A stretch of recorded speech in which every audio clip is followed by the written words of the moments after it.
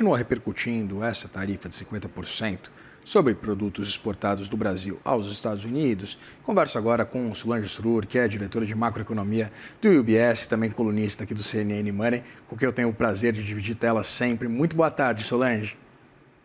Boa tarde, tudo bem? Tudo certo. Tudo certo não, né? Desde ontem, esse movimento maluco, Solange. E eu queria, né, começar discutindo com você exatamente esses impactos primeiros que a gente tem acompanhado. A gente viu essa reação bastante significativa por parte dos mercados, principalmente de setores, né, de empresas que são diretamente afetados, né, como o setor, por exemplo, de petróleo, setor de aviação, como a própria Embraer, por exemplo, também as siderúrgicas. Eu queria entender qual deve ser o impacto para esses setores que são os mais afetados e como essas empresas devem se adaptar a essa nova realidade que pelo menos vem sendo desenhada. Então, das exportações do Brasil para os Estados Unidos, eu diria que uns 60% poderia ser redirecionado a outros mercados, que são basicamente as commodities, né? De fato, a produção de aviões e materiais, motores, etc., são mais difíceis de serem redirecionados para outros países. Então, 40% mais ou menos da nossa exportação para os Estados Unidos sofreria bastante, né, com essa perda de mercado, porque 50% de tarifa, né, torna o produto não competitivo de fato no mercado americano. Para a economia do Brasil como um todo, o impacto no PIB, o impacto na balança não é tão significativo assim. Agora, isso é um efeito de primeira ordem. Eu acho que o que os mercados estão preocupados são com duas coisas. Uma é que a história não acabou ainda, né? A gente pode ter uma retaliação do Brasil, o governo tem falado do uso da reciprocidade, uma lei recente foi aprovada no Congresso permitindo essa reciprocidade, e aí você entra numa escalada que pode, né, a gente pode sofrer retaliação, não só tarifária, mas não tarifária, né, que pode acabar afetando investimentos de empresas no Brasil, sanções, enfim, uma série de barreiras não tarifárias que podem ser colocadas, e isso pode prejudicar muito mais a economia do que esse primeiro impacto desses 40% de exportação para os Estados Unidos que não vai poder ser redirecionado. E o segundo ponto é que existe um impacto indireto, que é um aumento de aversão ao risco ao Brasil. Afinal de contas, a gente tem sido o país aí, fora a China, mais tarifado, né? As razões não são só econômicas, né? E fica complicado para o Brasil ter relações institucionais é, é, estremecidas com a maior potência econômica do mundo, né? E isso tem repercussões para outros países do Ocidente. Então, esses impactos indiretos levam a gente a ter um aumento de prêmio de risco, né? E por isso que a gente vê as taxas de juros abrindo, o câmbio mais depreciado, e tudo vai depender da evolução desse processo, né, ao longo dos próximos dias. Pois é, né, Solange, pensando exatamente nesse comportamento do câmbio, eu sei que câmbio é sempre muito complicado da gente fazer qualquer tipo de projeção, mas pensando exatamente nessa perspectiva, nesse cenário, em que o dólar ele permaneça acima desse patamar de R$ 5,50, em meio a essa versão a risco sobre a qual você comentava, eu queria entender quais são os possíveis impactos para a economia brasileira e, evidentemente, também se a gente parar para pensar um pouquinho mais longe, nas decisões de política monetária, né? O que o Banco Central deve fazer?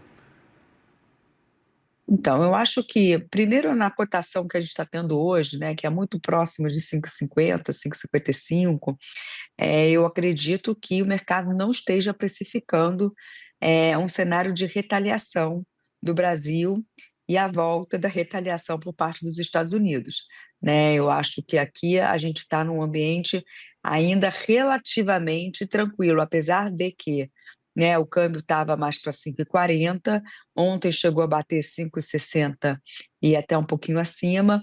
Então está relativamente mais tranquilo do que acredito que seria um cenário onde o mercado já estivesse apostando que a situação vai piorar. Mas dito isso, se a gente tiver um câmbio mais para cima de 5,50, certamente é um cenário que prejudica essa queda da inflação que a gente está vendo, que está sendo predominantemente puxada por bens industriais que são muito afetados pelo dólar. Então, se a gente tiver esse câmbio mais depreciado, isso significa que não só a inflação corrente vai parar de convergir para uma trajetória mais perto da meta, como também as expectativas de inflação vão parar de cair, né? E isso vai dificultar o Banco Central de encontrar um momento para diminuir a taxa de juros que está em um patamar super restritivo, né? O câmbio tem sido o principal vetor de desinflação no Brasil, não é a atividade econômica. Então, se a gente tiver esse vetor interrompido, provavelmente essa história de taxa de juros altas por muito tempo vai ganhar mais corpo, e isso certamente vai afetar mais atividade, principalmente em 2026. Pois é, né, Solange, você está falando da atividade, até a XP fez uma projeção hoje, publicou um relatório dizendo que as tarifas de Donald Trump podem reduzir o crescimento da economia brasileira em até 0,3 ponto percentual nesse ano, chegando à possibilidade de um impacto de até meio ponto percentual no ano que vem, né? Isso com esse cenário que está pintado hoje. Ou seja, eu queria que a gente fizesse esse exercício de pensar nessa correlação entre a diminuição da atividade e, evidentemente, também essa pressão maior por causa do câmbio. Você comentava essa desaceleração da pressão inflacionária muito baseada na depreciação do dólar. Eu queria entender como é que fica essa perspectiva para o crescimento do país durante esse ano e o nosso nível de atividade, que é também o que tem impedido o Banco Central de reverter essa tendência envolvendo a política monetária. Sim, acredito que em muitas casas estão fazendo essa revisão, ou estimando qual seria o impacto da tarifa no PIB, considerando esse impacto primário que eu falei, de afetar uma parte das exportações, né, mas não está considerando o impacto de um aperto monetário maior por mais tempo ou de uma aversão a risco maior no Brasil, porque aí você teria um impacto ainda mais deletério na atividade econômica. E na minha opinião, esse impacto negativo na inflação, na atividade, que pode ser maior a depender da evolução das negociações, se vai haver retaliação por parte do Brasil ou não, não vai gerar um cenário de desinflação. Então, a gente vai acabar indo para um mundo onde o Brasil vai sofrer uma desaceleração maior da sua atividade e provavelmente uma inflação mais alta. O quão mais alta vai ser essa desinflação, o quão mais rápida vai ser essa desaceleração da atividade, vai depender de onde essa história vai parar, né? Eu acho que se o Brasil retaliar, o impacto inflacionário pode ser muito maior, não só porque o câmbio vai andar mais, porque a gente vai estar vendo o Brasil na zona de fogo aí, e o prêmio de risco vai subir, mas como as nossas importações dos Estados Unidos vão ficar mais caro, porque o Trump vai colocar o Brasil vai botar tarifa. Quando retalia, o Brasil coloca a tarifa em importação. E o Brasil importa muito bem de capital dos Estados Unidos, o que vai atrapalhar muito o nosso investimento. Então, é um cenário de menos crescimento, mais inflação, e o quão pior esses dois fundamentos vão ficar vai depender dessa animosidade nos próximos dias e das ações dos governos. Fora a importação de insumos também, né, Solange, que vira essa bola de neve com um efeito ainda mais inflacionário e também de custo para as empresas que já estão com sobrecusto exatamente por essa taxa, ou seja, é um cenário bastante preocupante.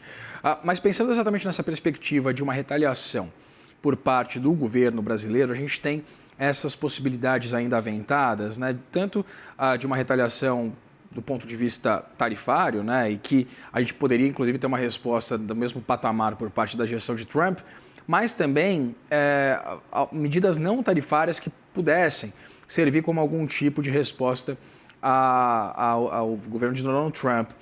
Eu queria entender na sua análise qual seria a melhor resposta por parte do governo brasileiro nesse momento e quais são as chances de a gente conseguir, dado que não parece ter muita técnica por trás dessa decisão de Donald Trump de aplicar uma tarifa de 50% ao Brasil, baseando-se nisso, qual seria a possibilidade de o Brasil avançar em qualquer tipo de acordo com Donald Trump?